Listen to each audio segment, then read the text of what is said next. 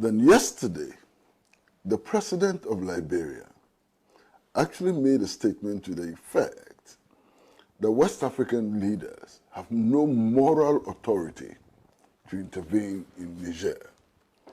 Indeed, according to the president of Liberia, what has been happening in the West African sub-region is nothing but institutionalized coup d'etats.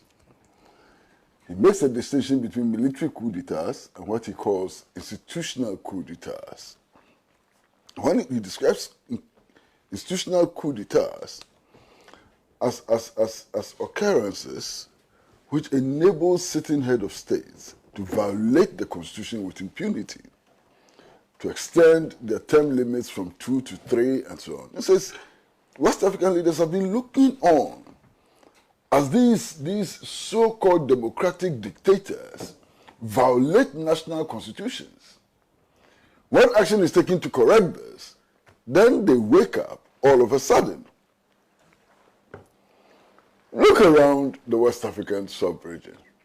Look around. Right now, as we speak, one of the West African leaders, Macky Sall, is behaving worse than a bull in a china shop, arresting innocent citizens, dumping them in prison, firing tear gas on protesting people and so on. West African leaders have not seen these clear violations of the rights of the people of Senegal. He's managed to put his only viable opponent in prison and so on. West African leaders are not complaining. Now, at a certain point, Islamic insurgents had managed to seize more than 50% of the land territory of Burkina Faso. West African leaders were not worried. As far as West African leaders were concerned, that was democracy.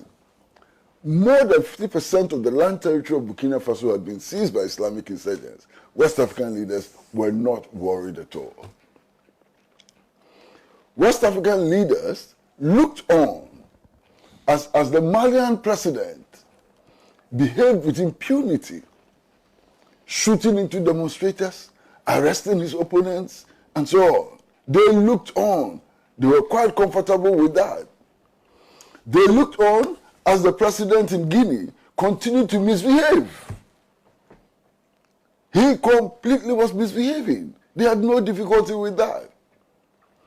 But as soon as the military intervened to stop the killing and to stop the wanton destruction of life and property, West African leaders wake up. And they wake up, and what they want to do is to reinstate these bankrupt, useless leaders who were clearly acting against the interests of their people and violating their national constitutions.